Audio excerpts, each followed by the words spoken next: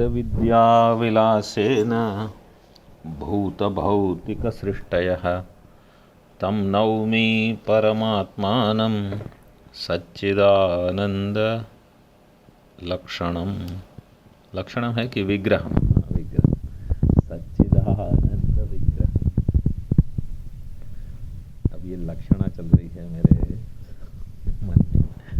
अब तक हमने आगम प्रकरण में इस आगम प्रमाण के प्रकरण में क्या क्या देखा।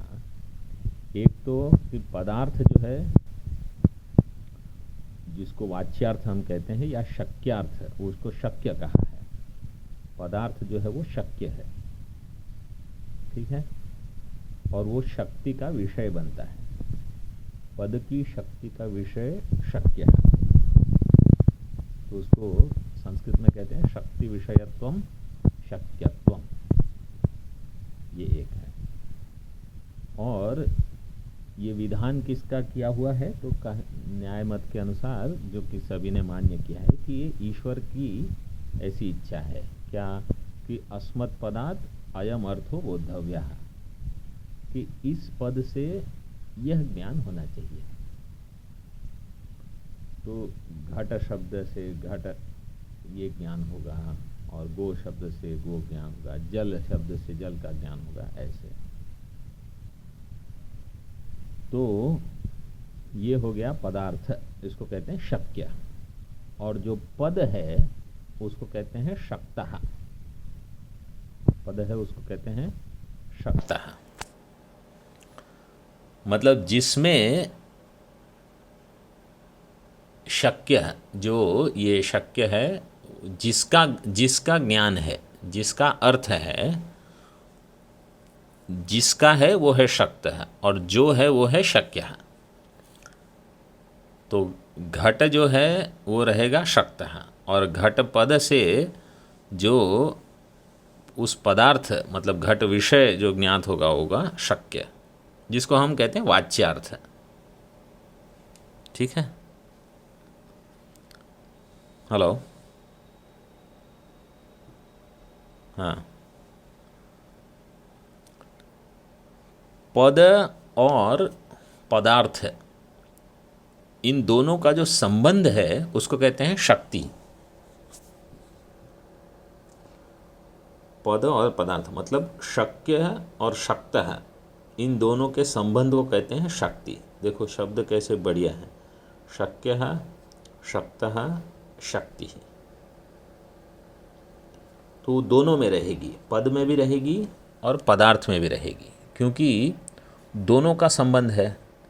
तो जिन दो चीज़ों को जोड़ना है दोनों में शक्ति होनी चाहिए।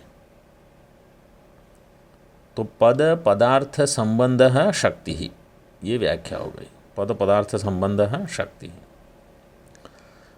लेकिन पद में जो शक्ति रहेगी उसका अर्थ भिन्न होगा, और पदार्थ में जो शक्ति रहेगी उसका अर्थ भिन्न होगा। पद में जो शक्ति रहेगी वो रहेगी निरूपकता संबंध से,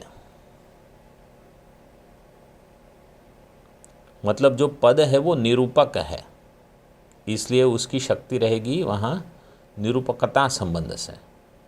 निरूपकता मतलब ज्ञापता, वो ज्ञापित करेगी ना। और पदार्थ में जो शक्ति रहेगी वो विषयता संबंध से रहेगी, क्योंकि वो विषय है।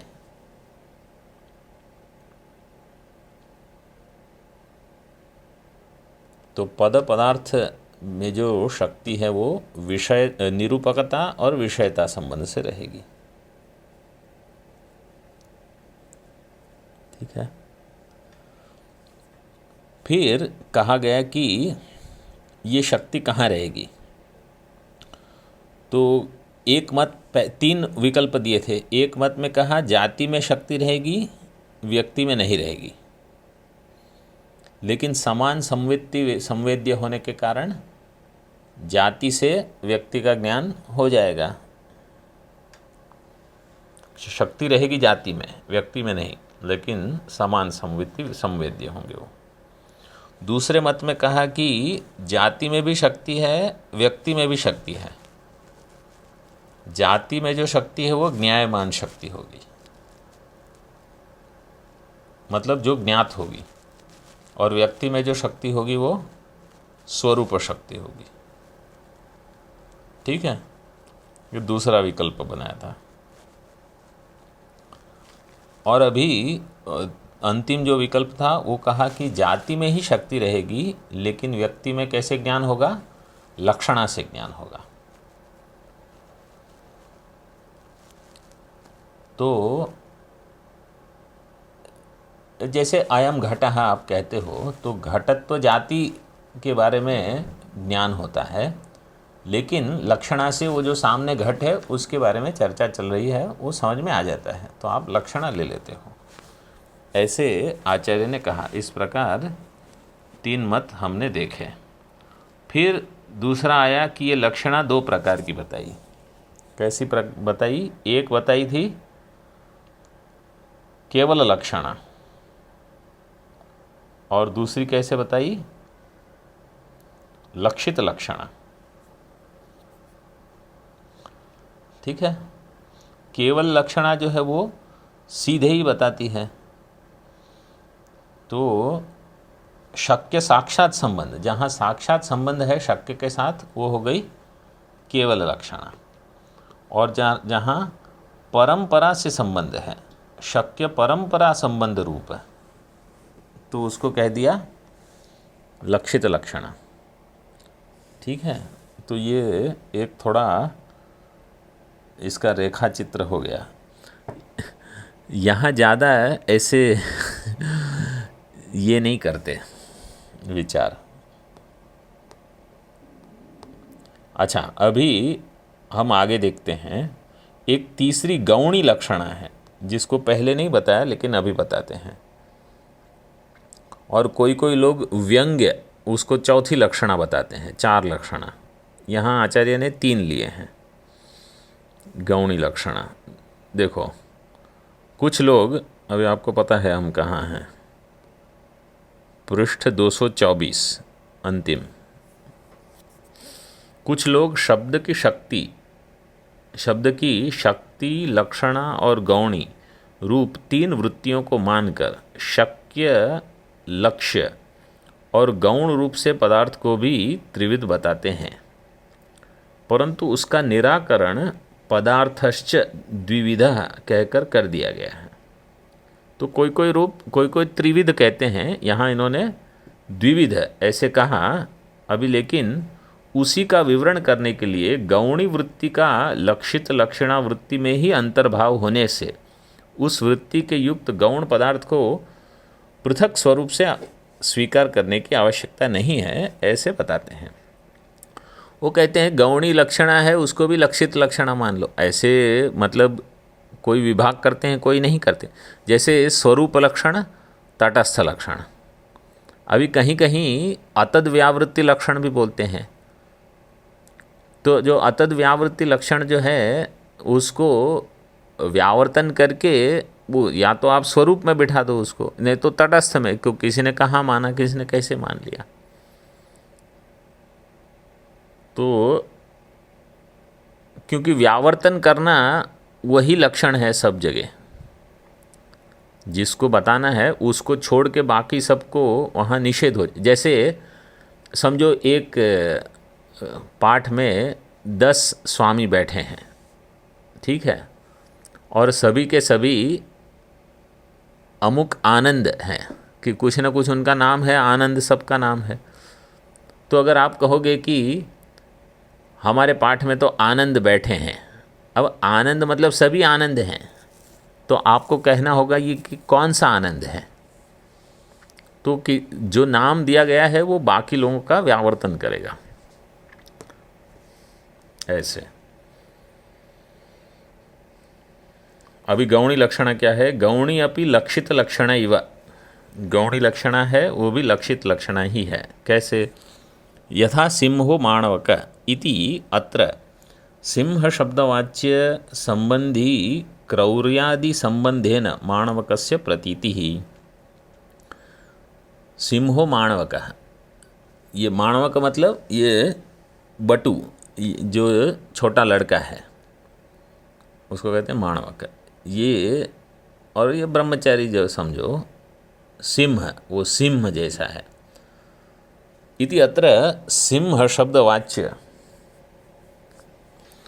तो अभी उसमें और सिंह में कुछ तो साम्य आपको समझना है, तो लक्षणा से ही ज्ञान होगा। वाच्यार्थ शक्य अगर आप वहाँ उसको उपयोग करोगे तो वहाँ ज्ञान नहीं होगा। तो यहाँ कहा देखो, गौणी भी लक्षित लक्षणा ही है। जैसे यह बटु सिंह है, इस वाक्य में सिंह शब्द का वाच्यार्थ जो सिंह पशु उसके साथ संबद्ध रहने वाले क्रूरत्वादि धर्मरूप संबंध से माणवक की प्रतीति होती है। मतलब ऐसे माणवक, ऐसे बटु की प्रतीति करनी है जो सिंह के जैसे गुण वाला है। सिंह के जो क्रौर्य आदि गुण हैं, वैसे गुण वाला जो है उसको कहा। ये क्रौर्य मतलब शौर्य, आप ऐसे समझो।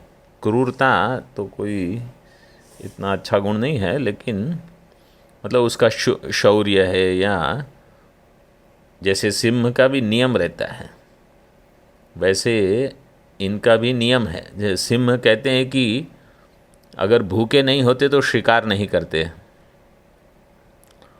और कि सिंह के बारे में एक प्रचलित सुभाषित है, पता नहीं आपने सुना है कि नहीं।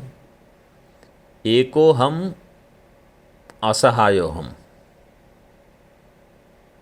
कृशो हम अपरिच्छदः,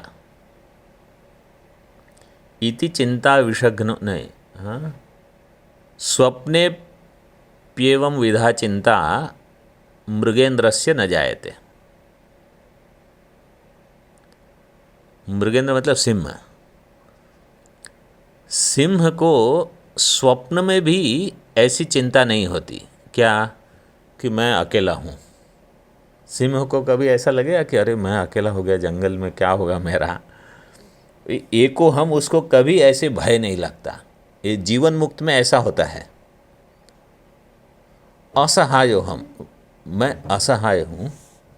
देखो कोई आया लगता है, एक मिनट। हाँ एक मिनट।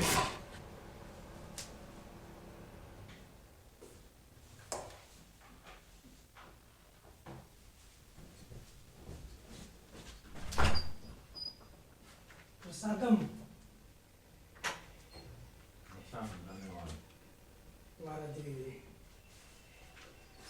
वाला भी खोले थे यार, रख दिए। हाँ हाँ, वो हमारा नहीं, अभी वो उन्हीं का है। नहीं अब तो उन्हीं का ही होगा, सब उन्हीं का है हल्के।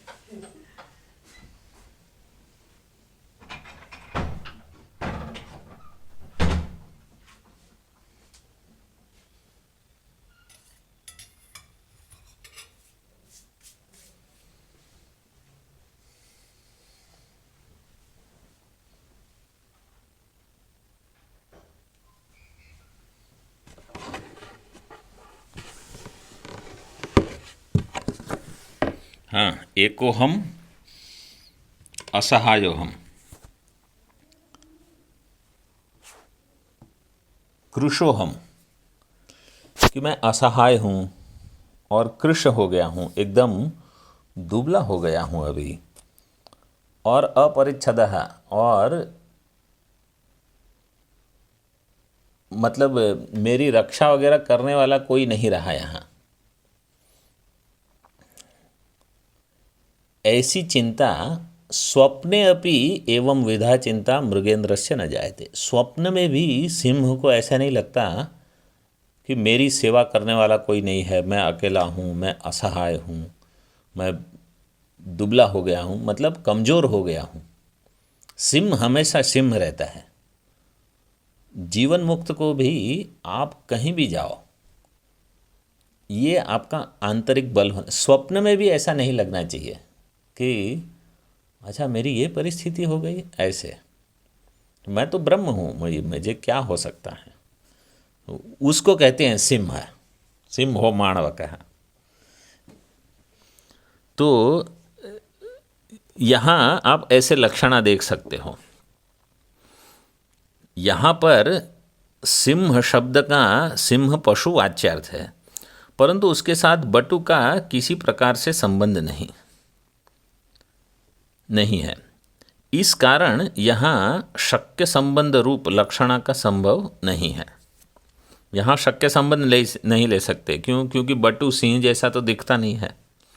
अतः शब्द की गौणी नामक पृथक वृत्ति माननी चाहिए। और वो शक्य संबंध लक्षणा मतलब जो पहले बताया गंगायाम घोष है, तो प्रवाह छोड़ के तीर में लगानी है, जो कि गंगा से संबंधी है, वैसा भी यहाँ नहीं है। क्योंकि इसमें सिंह के जैसे कोई सिंह से जुड़ी हुई चीज़ें नहीं है, ऐसी लक्षणा नहीं लगानी पड़ेगी। इसलिए तीसरी वृत्ति आपको माननी ही पड़ेगी। ठीक है। अतः शब्द की गौणी नामक पृथक वृत्ति माननी चाहिए। इस प्रकार गौणी वृत्तिवादी कह सकता है।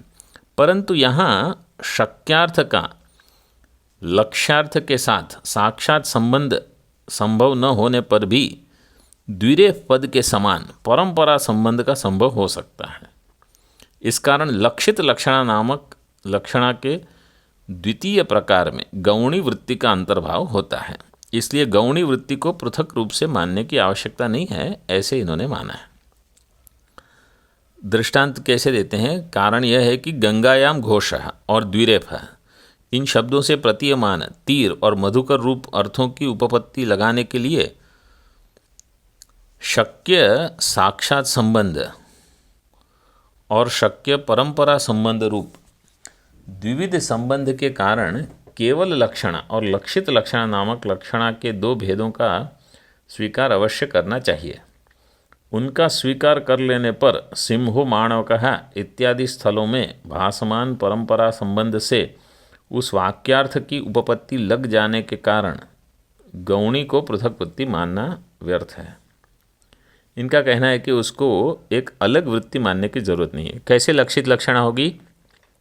पहले सिंह, फिर सिंह से क्रौर्य आदि, कि जिनमें सिंह में ये है, फिर वो क्रौर्यादि से जहाँ क्रौर्यादि गुण हो मनुष्य में, फिर वो मनुष्य गुण वाला, ऐसे मतलब गुण वाला मनुष्य। जैसे हमने कहा था कि शुक्लो घटः, तो शुक्ल गुण विशिष्ट घटः, वैसे लक्षणा होगी। तो सिंह, फिर सिंह के धर्म, फिर वो धर्म कहीं और जो धर्म वाला, उसको फिर लक्षित करेगा। तो परंपरा संबंध से लक्षित लक्षणा में वो घटेगा, ऐसे आचार्य कहते हैं। अब यहाँ पूछते हैं, प्रकृति में शक्यार्थ का परंपरा संबंध कौन सा है? जो अभी हमने बताया वो इसका विवरण है। प्रकृति में सिंह पशु इस वाच्यार्थ का मानव के साथ अभेद का संभव न होने से तात्पर्य अनुपपत्ति के कारण लक्षणा का स्वीकार करना पड़ता है, और वह लक्षणा यह बटु सिंह के समान क्रूरत्वादि गुणों से युक्त है, इस अर्थ में ही माननी चाहिए। यह बटु सिंह के समान क्रूरत्वादि गुणों से युक्त है, इस प्रकार लक्षणा माननी चाहिए। अर्थात प्रकृति में सिंह पशु, सिंह शब्द का वाच्यार्थ है, और क्रौर्यादि गुण विशिष्ट बटु, यह उस शब्द का लक्ष्यार्थ है। ठीक है, पहले वाच्यार्थ से लक्ष्यार्थ आया, लेकिन वो कैसे आया बताते हैं। वाच्य अर्थात अर्थ का माणवक से साक्षात संबंध न होने पर भी सिंह रूप वाच्यार्थ से संबद्ध, अर्थात उसमें तादात्म्य संबंध से विद्यमान, देखो यहाँ शौर्यादि दिया है, ऊपर क्रौर्यादि दिया है ना, शौर्यादि गुण ठीक ही है। शौर्यादि गुणों के द्वारा सिंह पशु मानव से संबद्ध है। जैसे सिंह क्रौर्यादि गुणों से युक्त है, वैसे ही मानव भी।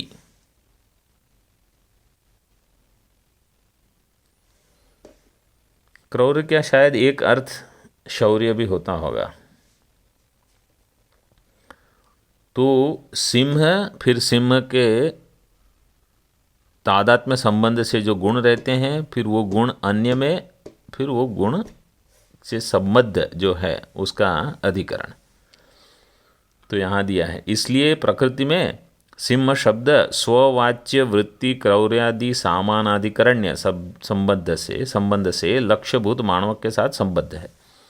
स्व सिंह शब्द के वाच्य सिंह पशु में विद्यमान क्रौर्यादि गुणों का अधिकरण जैसे सिंह है वैसे मानवक भी है। इस कारण दोनों में क्रूरत्वादि गुणयुक्त होना ही यहाँ पर शक्य संबंध है। यहाँ भी पूर्ववत सिंह पद की स्ववाच्य वृत्तित्व इस साक्षात संबंध रूप केवल लक्षणा से लक्षित क्रौर्यादि गुणों का मानवक के साथ सामानाधिकरण्य संबंध होने से स्ववाच्य वृत्ति रूप इस साक्षात संबंध रूप केवल लक्षणा से लक्षित क्रौर्यादि गुणों का मानवक के साथ सामानाधिकरण्य संबंध होने से यह लक्षित लक्षणा है। तो दोनों में क्रूरत्वादि गुण के युक्त होना यही उनका शक्य संबंध हो गया। यहाँ भी पूर्ववत सिंह पद की स्ववाच्य वृत्तित्व इस साक्षात संबंध रूप केवल लक्षणा से लक्षित क्रौर्यादि गुणों का मानवक के साथ सामानाधिकरण्य संबंध होने से यह लक्षित लक्षणा है। इस रीति से लक्षित लक्षणा में ही गौणी वृत्ति का अंतर्भाव होने से उस वृत्ति से विशिष्ट गौण पदार्थ भी पृथक नहीं है। अतः पदार्थ द्विविध है, यह मत सर्वथा योग्य है। मतलब ज्ञान कैसे होता है, शब्द से ज्ञान कैसे होता है, ये मुख्य प्रकरण चल रहा है। अभी कहीं कहीं शब्द से ज्ञान सीधे हो जाता है शक्य से, कहीं कहीं आपको लक्षणा करनी पड़ेगी। फिर लक्षणा में कहीं केवल लक्षणा से हो जाएगा, मतलब उसी जिस शब्द का प्रयोग हुआ है उस शब्द से संबंधी जो है उसी से लक्षणा हो जाएगी। और किसी में शब्द से संबंधी नहीं होगा तो शब्द से संबंधी किसी चीज़ के संबंधी होगा। इस प्रकार लक्षित लक्षणा होगी। जैसे सिंह शब्द से संबंधित है क्रौर्यादि, उसके संबंधित अन्य व्यक्ति जिसमें क्रौर्यादि है, ऐसे।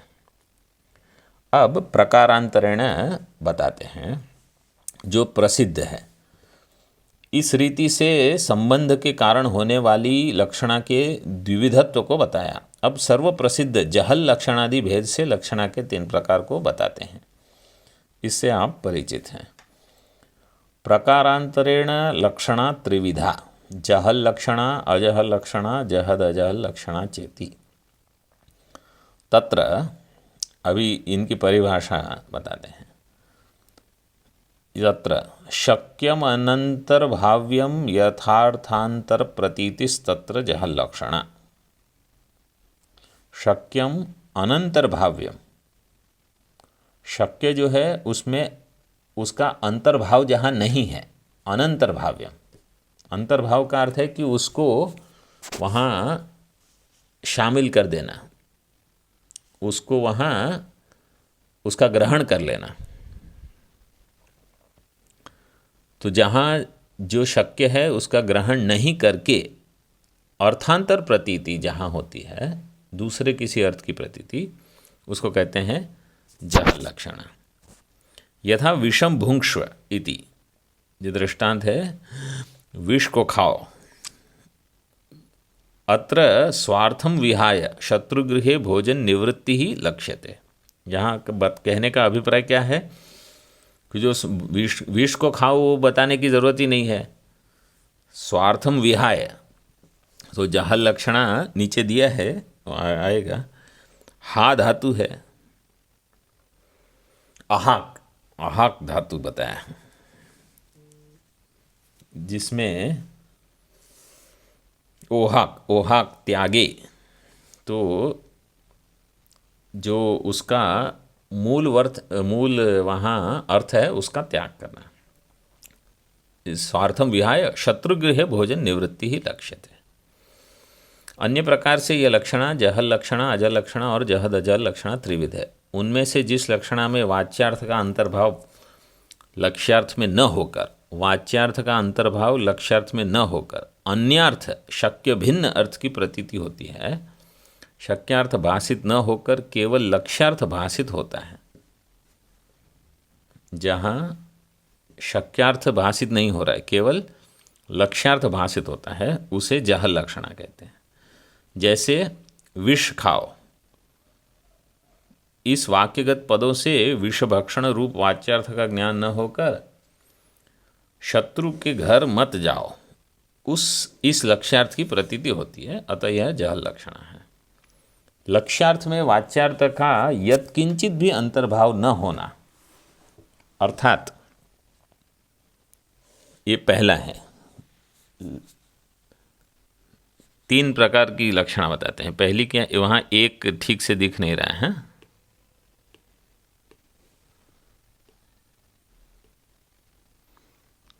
लक्ष्यार्थ में वाच्यार्थ का यत्किंचित भी अंतर्भाव न होना, अर्थात वाच्यार्थ का सर्वथैव त्याग कर केवल लक्ष्यार्थ को स्वीकार करना, ये जहल लक्षण हो गई। दूसरी, लक्ष्यार्थ के साथ वाच्यार्थ की भी प्रतीति होना, अर्थात वाच्यार्थ का सर्वथा त्याग न कर उसमें भी लक्ष्यार्थ में स्वीकार करना, ये दूसरी। तीसरा, शक्यार्थ का कुछ विरुद्ध भाग त्याग कर केवल उसके अविरुद्ध भाग का अंश का स्वीकार करना। इन 3 कारणों से लक्षणा के जहल लक्षणा, अजहल लक्षणा और जहद अजहल लक्षणा नामक 3 भेद होते हैं। लक्षणा के ये तीनों नाम अन्वर्थक है। अनुअर्थक मतलब अर्थ को दिखाना। कैसे, ओहाक त्यागे, त्याग करना धातु से सर्वथा त्याग, अंशतः त्याग, विरुद्धांश का त्याग, ये 3 अर्थ उसके हैं।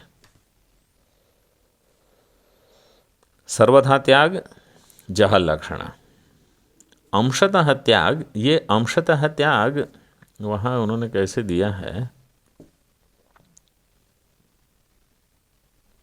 अंशतः त्याग ये केवल मतलब अंशतः त्याग और विरुद्धांश त्याग ये जहद अजहल लक्षणा में घटेगा। क्योंकि अजहत लक्षणा में तो क्या है, त्याग नहीं, क्योंकि अ लग गया है ना आगे।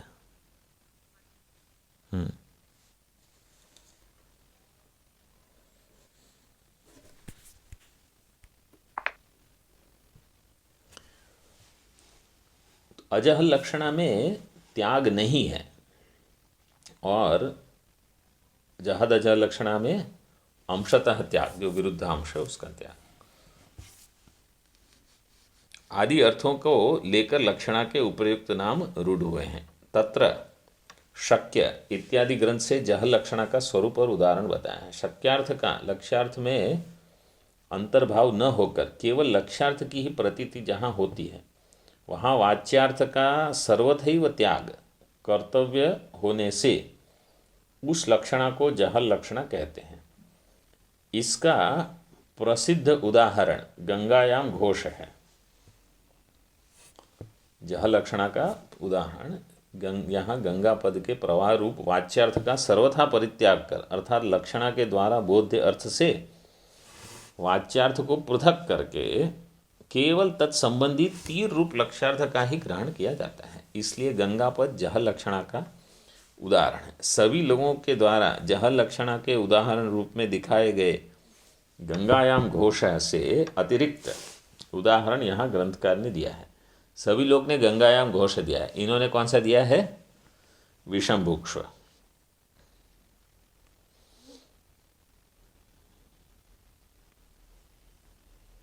दूसरा यह भी कारण है कि गंगायाम घोष में केवल तीरत्व धर्म से तीर रूप लक्ष्यार्थ का बोध नहीं होता।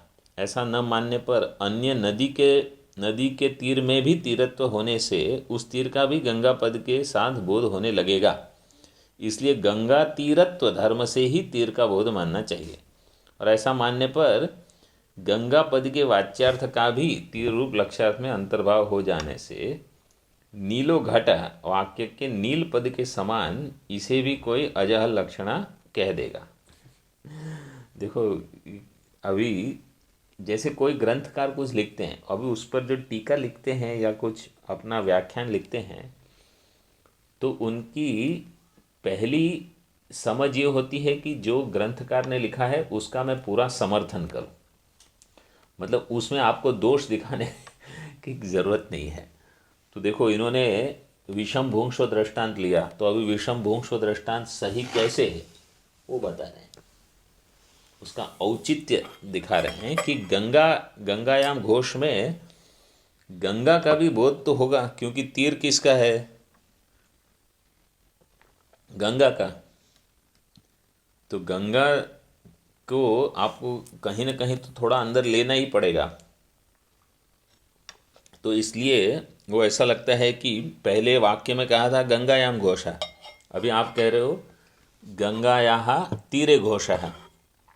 तो ये तो जहल लक्षणा हुई कि अजहल लक्षणा हुई, क्योंकि गंगा का अंतर्भाव हो गया। तो इसलिए अगर कोई ऐसा सोचता है जैसे नीलो घटा, तो इसलिए विवादास्पद स्थल का उदाहरण न देकर उन्होंने विषम भुंक्ष्व दे दिया, इस निस्संदिग्ध वाक्य को ही उदाहरण के रूप में रखा है। जब कोई व्यक्ति अपने परम मित्र से कहे कि विषम भुंक्ष्व, जाओ विष खाओ, तब विष प्रिय मित्र हालाहल विष खाकर प्राण दे दे, ऐसा उद्देश्य तो कहने वाले का हो ही नहीं सकता, क्योंकि वह परम प्रिय है। इसलिए इस वाच्यार्थ के स्वीकार करने पर तात्पर्य की अनुपपत्ति होती है। इस कारण उस समय श्रोता उस वाक्य का अर्थ इस प्रकार ही समझता है कि जबकि देवदत्त मेरा शत्रु है और वह भोजन के लिए बुला रहा है, और ये यज्ञदत्त मेरा परम प्रिय मित्र होता हुआ मुझे विष खाओ यह कह रहा है। देखो, देवदत्त जो शत्रु है वो भोजन के लिए बुला रहा है, यज्ञदत्त जो मित्र है वो कहता है विष खाओ।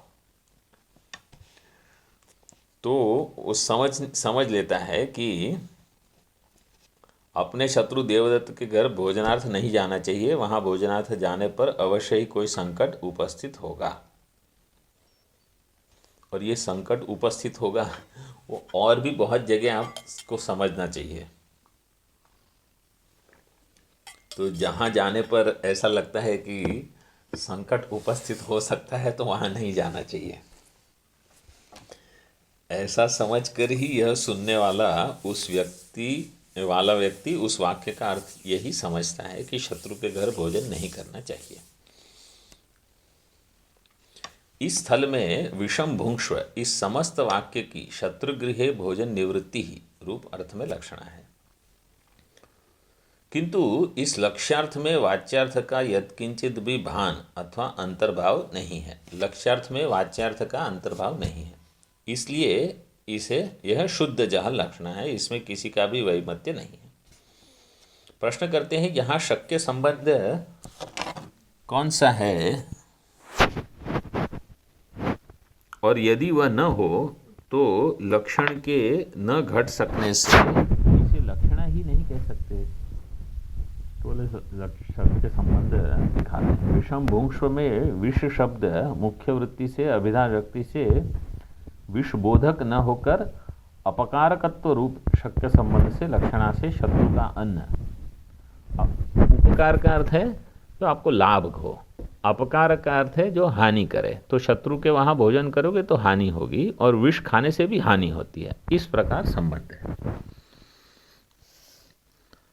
शत्रु का अन्न ही विष शब्द का अर्थ है। इस प्रकार भुंक्ष्व में भुज धातु अपनी शक्ति वृत्ति से भोजन रूप अर्थ में न होकर वह वैपरीत्य अथवा लक्षणावृत्ति संबंध से भोजन निवृत्ति का बोधक है। अर्थात यहाँ पर अपकारकत्व और वैपरीत्य साक्षात शक्य संबंध है। इस कारण प्रकृति में लक्षणा का लक्षण अच्छी तरह से घटित हो जाता है। प्रकृति मतलब इस दृष्टांत में लक्षणा का लक्षण ठीक से बैठ जाएगा। क्यों? क्योंकि अपकारकत्व और वैपरीत्य ये साक्षात संबंध हो गया।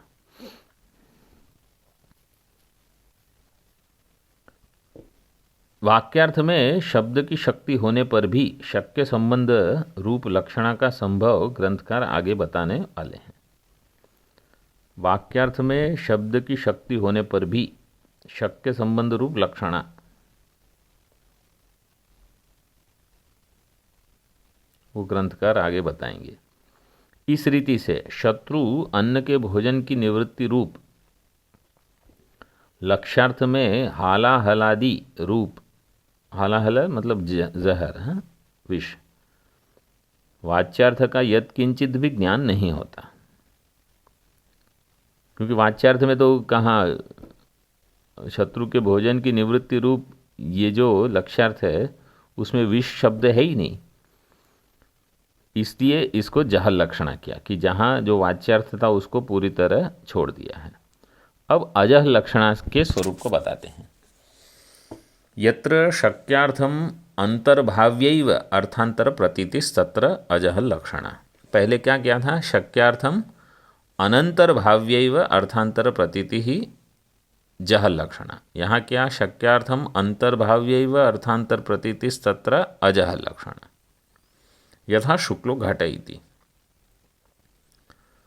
शक्यार्थ जो है उसका अंतर्भाव करके अर्थांतर किसी और अर्थ की प्रतीति करवाना, यह है अजहल लक्षण। और दृष्टांत दे दे, यथा शुक्लो घट। देखो दृष्टांत यहाँ अलग दे रहे हैं ये। वहाँ सामान्य क्या दृष्टांत देते हैं? शोणो धावती, तो लाल दौड़ रहा है ऐसे, या श्वेतो धावती। यहाँ शुक्लो घटः। अत्र ही शुक्ल शब्द है स्वार्थम शुक्लगुणम अंतर्भाव्यैव तद्वती द्रव्य लक्षणया वर्तते। शुक्ल शब्द जो है वो किसका वाचक है? उसकी शक्ति है शुक्ल गुण में। और जब कहते हैं शुक्लो घट है तो घट शुक्ल शब्द क्या करने का प्रयास करता है? वो गुण को छोड़ के द्रव्य को बता रहा है। नहीं मतलब गुण को छोड़ के नहीं, गुण को लेके उस गुण वाले द्रव्य को बता रहा है। मतलब शुक्लो घट में शुक्ल शब्द गुण बताने के लिए नहीं है, द्रव्य बताने के लिए है। ठीक है ना? इसलिए शुक्लो घटः यहाँ अजह लक्षण है, क्योंकि वो शुक्लत्व तो नहीं छोड़ा लेकिन गुण छोड़ दिया और द्रव्य को पकड़ा।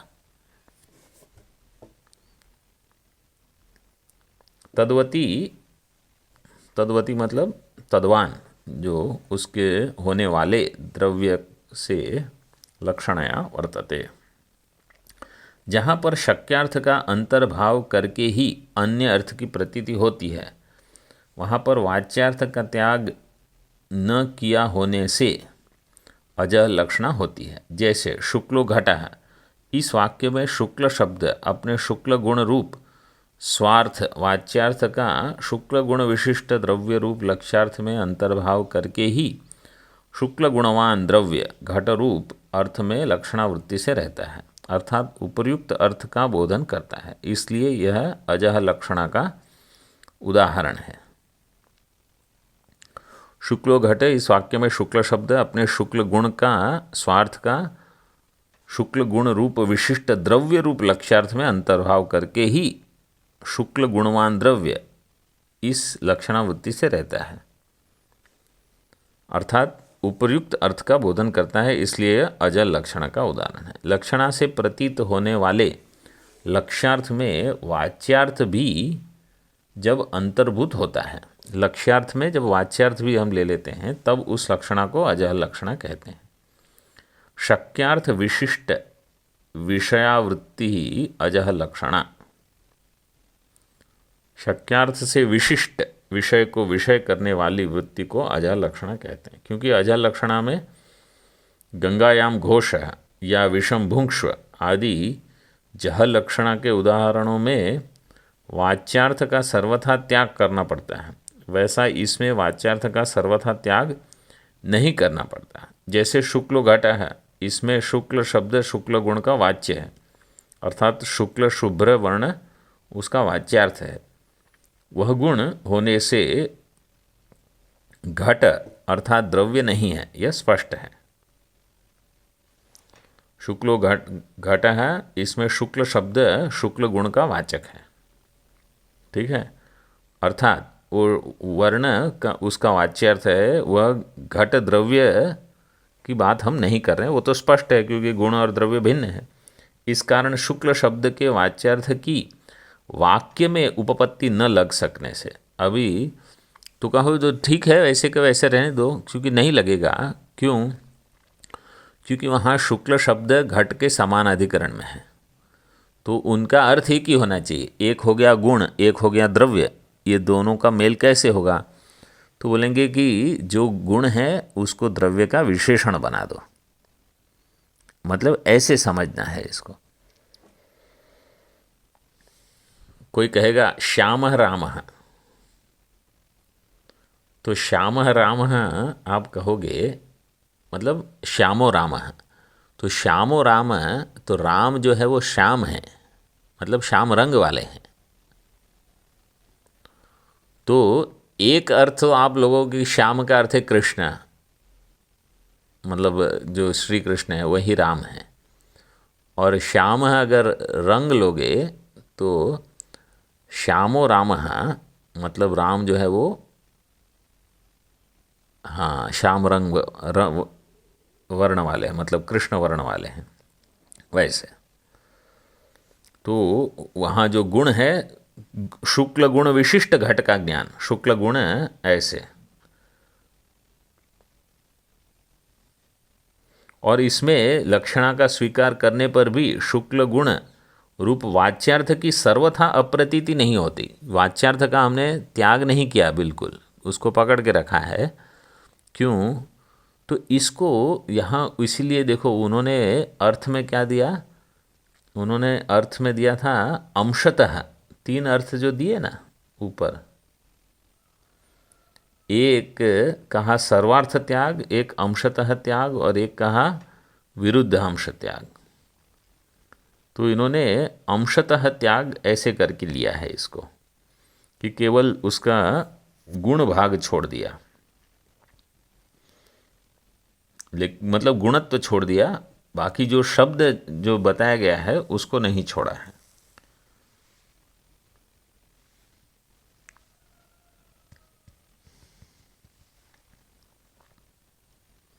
शुक्ल शब्द के वाच्यार्थ की वाक्य में उपपत्ति न लग सकने से, उपपत्ति होने से, अनुपपत्ति होने से उस शब्द की शुक्ल गुण के साथ नित्य संबद्ध रहने वाले शुक्ल गुणवान घट रूप अर्थ में लक्षणा माननी पड़ती है।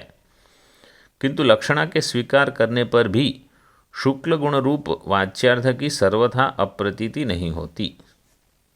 लक्षणा के स्वीकार करने पर भी शुक्ल गुण रूप वाच्यार्थ की सर्वथा अप्रतीति नहीं होती, क्योंकि शुक्ल गुण विशिष्ट घट का ज्ञान शुक्ल गुण रूप विशेषण के ज्ञान के बिना संभव नहीं है। इसलिए यह अजह लक्षणा का उदाहरण है। ये अजह लक्षणा क्यों? क्योंकि यहाँ शुक्ल गुण रूप विशेषण के बिना शुक्ल गुण विशिष्ट घट का ज्ञान संभव नहीं है। इसी प्रकार रक्तो धावती वाक्य में रक्त शब्द की रक्त गुण विशिष्ट अश्व इस रूप अर्थ में वृत्ति स्वीकार करके लाल घोड़ा दौड़ता है। देखो, लेकिन इसमें क्या होता है, रक्तो धावती जो है ना, इसमें अश्व का आपको अध्याहार करना पड़ेगा सीधे से।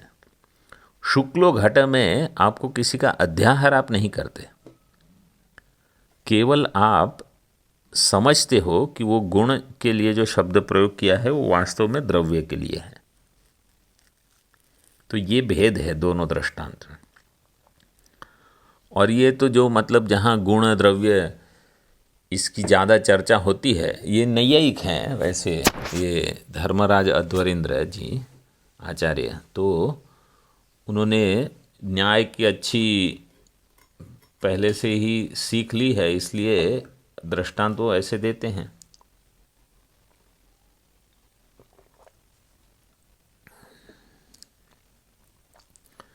अभी लाल घोड़ा दौड़ता है, इस प्रकार वहाँ अर्थ रक्तगुण विशिष्ट अश्व में अजह लक्षणा से हो जाता है। अब तीसरी जहद अजहल लक्षणा का लक्षण और उदाहरण बताते हैं। यत्र ही विशिष्टवाचकः शब्दः एकदेशं विहाय एकदेशे वर्तते तत्र जहद अजहल लक्षणा। विशिष्टवाचक शब्द जो है वो एक देश को छोड़ के एक देश में रहता है, उसको कहते हैं जहद अजहल लक्षणा। यथा सोयम देवदत्तः, एकदेशम मतलब स्वार्थ एकदेशम विहाय, किसी और नहीं, अपने ही एक देश को छोड़ के एक देश में जहाँ वो रहती है लक्षणा, उसको कहते हैं जहाद अजहद। यथा सोयम देवदत्त इति, ये दृष्टांत सर्वमान्य है।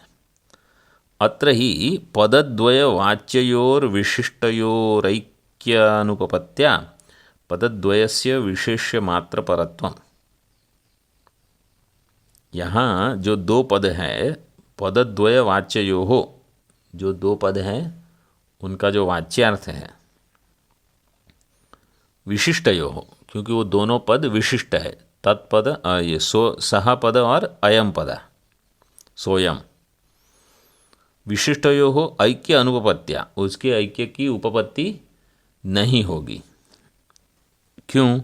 क्योंकि उनके विशेषण में विरोध है। पदद्वयस्य विशेष्य मात्र परत्व, विशेषण में विरोध होने से केवल विशेष्य में ही वो ऐक्य बताने का उनका लक्ष्य है। मतलब उनकी विवक्षा यही है कि एकत्व तो देखा जाए।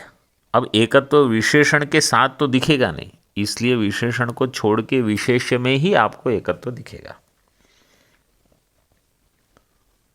और सीधे अभी दार्ष्टान्त को दिखा देते हैं, यथावा।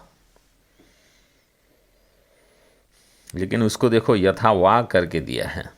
अभी क्यों, वो नीचे समझ में आ जाएगा आपको। यथावा तत्त्वमसि इत्यादौ तत्पदवाच्यस्य सर्वज्ञत्वादि विशिष्टस्य।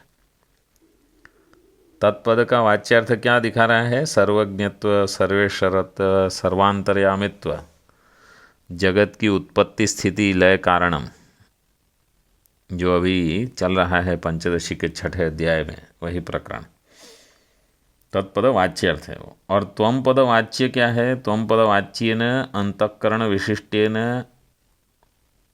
अंतःकरण विशिष्टेन मतलब अंतःकरण विशिष्टस्य। तो ये दो हो गए। त्वम पद से अंतःकरण विशिष्ट मतलब पंचकोश ले लो आप। यहाँ केवल सूक्ष्म शरीर बताया है, लेकिन आप पांचों कोश ले सकते हो। पंचकोश विशिष्ट, तेन ऐक्य अयोगात, उसका ऐक्य नहीं होगा। तत्पद वाच्यार्थ का त्वम पद वाच्यार्थ के साथ ऐक्य अयोगात। फिर क्या करोगे? ऐक्य सिद्ध्यर्थम स्वरूपे लक्षणा इति सांप्रदायिकाः।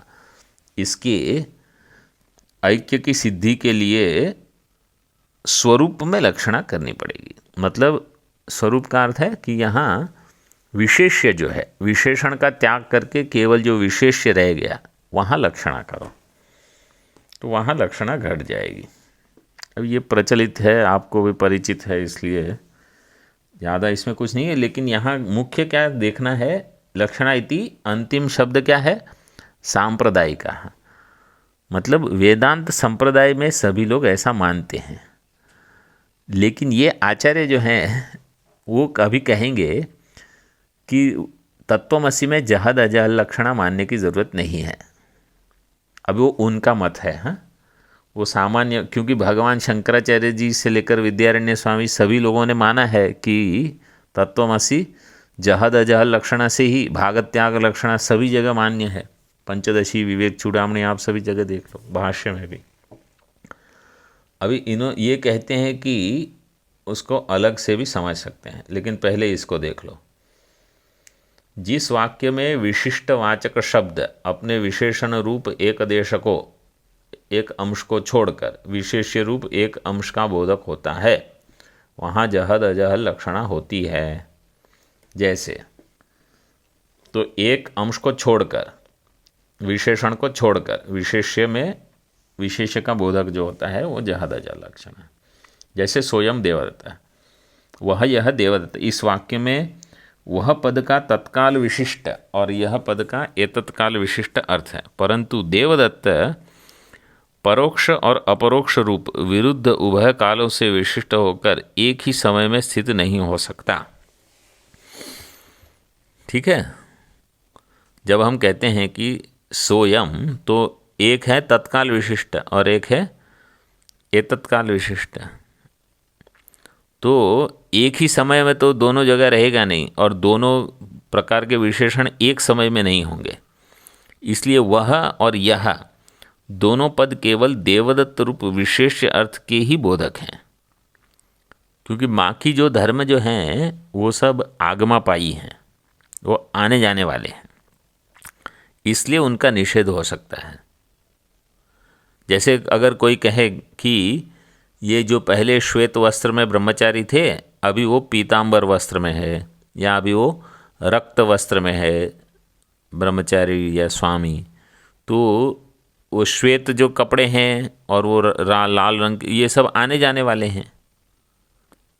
लेकिन न श्वेत बताने में उनका तात्पर्य है, न रक्त बताने में, वो तो जो व्यक्ति है, व्यक्ति मात्र बताने में तात्पर्य है। स्वार्थ परक वाच्यार्थ परक नहीं है। स्वार्थ परक जो है वो वाच्यार्थ परक मतलब स्वार्थ परक नहीं है, विशेष्य परक है। इसलिए यह जहद अज लक्षण का उदाहरण है। अथवा तत्वमसि वह ब्रह्म तू है आदि अभेद बोधक वाक्यों में तत्पद का वाच्य सर्वज्ञत्वादि विशिष्ट चैतन्य के साथ ऐक्य का संभव नहीं हो सकता है। अतः चैतन्यों की एकता के लिए स्वरूप में शुद्ध चैतन्य में उनकी लक्षणा करनी पड़ती है, ऐसा सांप्रदायिक प्राचीन वेदांती मानते हैं, कहते हैं। व्यवहार में स्वयं देवदत्त कहा जाता है। इस वाक्य का वाच्यार्थ है वह यह देवदत्ता। इसमें सह वह शब्द का वाच्यार्थ है पूर्व काल में स्थित, अर्थात वर्तमान में जिसका प्रत्यक्ष न हो, और अयम यह शब्द का वाच्यार्थ है जिसको उंगली से निर्देश कर सके। अयम क्योंकि वो यहीं पर है, सामने प्रत्यक्ष है। ऐसा वर्तमान काल में स्थित व्यक्ति। तत्कालीन देवदत्त तत्काल से विशिष्ट होने से परोक्ष और एतत्कालीन देवदत्त इस काल से युक्त होने से अपरोक्ष है। किंतु एक ही देवदत्त का एक ही काल में उस काल से और इस काल से विशिष्ट रहना संभव नहीं है, क्योंकि परोक्षत्व और अपरोक्षत्व दोनों धर्म परस्पर विरुद्ध हैं। जहाँ तत् शब्द आता है वो सब परोक्ष के लिए और एतत् शब्द है अपरोक्ष के लिए। इस कारण पूर्वोक्त वाक्य से तथाकथित विरुद्ध धर्मों से युक्त देवदत्त का ऐक्य संभवनीय नहीं। किंतु वह वाक्य स्वयं देवदत्त तत्काल विशिष्ट और एतत्काल विशिष्ट देवदत्त एक ही है, भिन्न नहीं है। इस उद्देश्य से ही यह वाक्य कहा गया है। मतलब वाक्य का प्रयोजन क्या है पहले आपको वो देखना पड़ेगा। इस कारण जहाँ ऐसे विशिष्टों का ऐक्य संभव न हो वहाँ उनके विशेषणों का त्याग कर केवल विशेष ही दोनों पदों का अर्थ स्वीकृत किया जाता है। ऐसी लक्षणा को ही जहद अजह लक्षणा या भाग त्याग लक्षणा कहते हैं। इसमें विशेषण और विशेष्य वाचक पदों में से विशेषण के भाग अंश को त्याग कर विशेष्य भाग का ग्रहण किया जाता है। इसलिए इस वृत्ति को भाग त्याग या जहद अज लक्षणा कहना सर्वथा योग्य है। प्राचीन वेदांतियों ने अभेद बोधक महावाक्यों का अर्थ लगाने के लिए इस लक्षणा को स्वीकार किया गया है, परंतु वेदांत परिभाषाकार श्री धर्मराज अध्वरेंद्र को यह सांप्रदायिक मत मान्य नहीं है। यह अग्रिम ग्रंथ से ही स्पष्ट होगा। तथापि उन्होंने संप्रदाय का अनुसरण कर तत्वमसि इत्यादि महावाक्यों में इस लक्षणा के लक्षण को घटित कर दिखाया है। समझ में आया ना? यहाँ मतलब उनका वो सोचते हैं कि जहद अजल लक्षणा की यहाँ ज़रूरत नहीं है तत्वमसि वाक्य में। नैष्कर्म्य सिद्धि में अहम ब्रह्मास्मि वाक्य में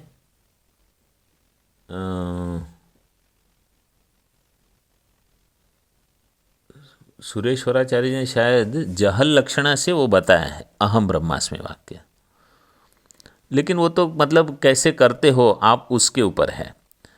पहले अगर आपने त्वम पद शोधन नहीं किया है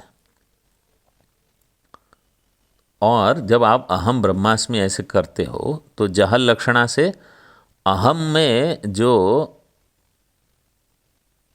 बाकी सब गुण हैं उसको छोड़ के केवल शुद्ध अहम का, चेतन का ग्रहण करना, इस प्रकार से उन्होंने कहीं तो बताया है नैष्कर्म्य सिद्धि में शायद, तो वो अलग है। यहाँ इनका कहना क्या है कि तत्पद का जो अर्थ है वो सर्वज्ञत्वादि धर्मों से विशिष्ट ईश्वर चैतन्य, और त्वम का अर्थ है अंतःकरणोपादि विशिष्ट अल्पज्ञ जीव चैतन्य। इनका अभेद ऐक्य होना संभव नहीं, क्योंकि मायोपाधिक जो ईश्वर है वह अल्पज्ञ जीव कैसे हो सकेगा। अर्थात इस वाच्यार्थ का असंभव होने पर लक्षणा स्वीकार करनी पड़ती है, परंतु पहले की तरह जहत और अजहत लक्षणाओं का लक्षण इसमें घटित न हो सकने से इस वाक्य में उनका ग्रहण नहीं किया जा सकता, क्योंकि उन शब्दों के वाच्यार्थ का त्याग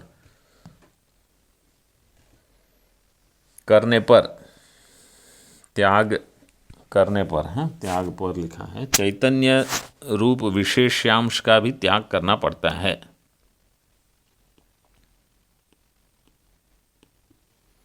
और उसके करने पर उस वाक्य का श्रुति को विवक्षित अभेदार्थ नहीं बन पाता। अगर उसके करने पर मतलब अगर आप चैतन्य का भी त्याग हो कर दोगे तो जो श्रुति का विवक्षित अर्थ है अभेदार्थ वो नहीं होगा। और अजह लक्षणा, अभी ये सब विस्तार से तो आपने पढ़ाई है कि अजह लक्षणा के न्याय से वाच्यार्थ सर्वथा त्याग न करने पर भी विवक्षित ऐक्य का असंभव ही रहेगा। क्योंकि आप जो भी वहाँ रखोगे विरोध पहले से बना हुआ है। इसलिए अतः पूर्वोक्त दोनों लक्षणाओं से भिन्न ऐसी तीसरी जहद अजल लक्षणा का ही स्वीकार करना पड़ता है। अर्थात तत्पद के वाच्यार्थ में से सर्वज्ञत्वादि और त्वम पद के वाच्यार्थ में से किंचित ज्ञत्वादि रूप औपाधिक विशेषणों का त्याग कर केवल विशेषभूत चैतन्य अर्थ को ही दोनों पदों में से स्वीकार करना पड़ता है। इस कारण श्रुति विवक्षित चैतन्य अभेद रूप अर्थ सिद्ध हो जाता है। यहाँ अभी रुकेंगे, अभी वो अपना मत बताएंगे, ठीक है, इसको कल करेंगे। और तो संक्षेप में करेंगे क्योंकि वो मत मुख्य मत है ही नहीं। वो मत समझ के थोड़ी और विप्रतिपत्ति हो जाए, उससे अच्छा ये है कि उसको थोड़ा केवल समझ लो कि ऐसा उन्होंने बताया है बस। ओम पूर्णमदः पूर्णमिदं पूर्णात् पूर्णमुदच्यते पूर्णस्य पूर्णमादाय पूर्णमेवावशिष्यते। ओम शांति शांति शांति। शंकरं शंकराचार्यं केशवं बादरायणं सूत्रभाष्यकृतौ वन्दे भगवन्तौ पुनः पुनः। ईश्वरो गुरुरात्मेति मूर्तिभेदविभागिने व्योमवद्व्याप्तदेहाय दक्षिणामूर्तये नमः। ओम शांति शांति शांति। ओम।